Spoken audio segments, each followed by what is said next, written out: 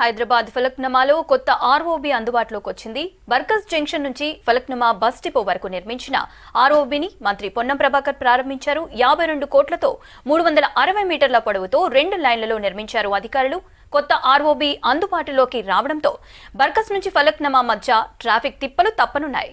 కార్యక్రమంలో MP Asaduddin Owaisi, Anil Yadav, mayor Gadwal Vijayalakshmi పాల్గొన్నారు.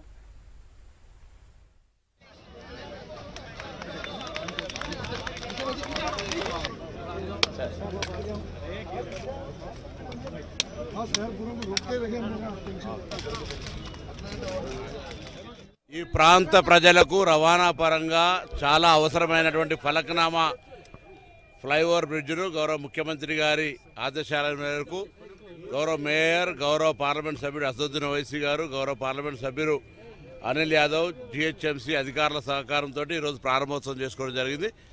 అదేవిధంగా హైదరాబాద్ నగర అభివృద్ధికి సంబంధించి ప్రభుత్వం కట్టుబడి ఉంది. తప్పకుండా హైదరాబాద్ బ్రాండ్ ఇమేజ్ను కాపాడుతూనే ఇన్ఫ్రాస్ట్రక్చరల్గా అనేక ప్రణాళికలతో గౌరవ ముఖ్యమంత్రి గారు కోర్ అర్బన్ డెవలప్మెంట్కి సంబంధించిన ప్రణాళికలు చేస్తూ ఉన్నారు. భవిష్యత్తులో హైదరాబాద్ సంబంధించిన ప్రజల సమస్యలు పరిష్కరించడంలో మా ప్రభుత్వం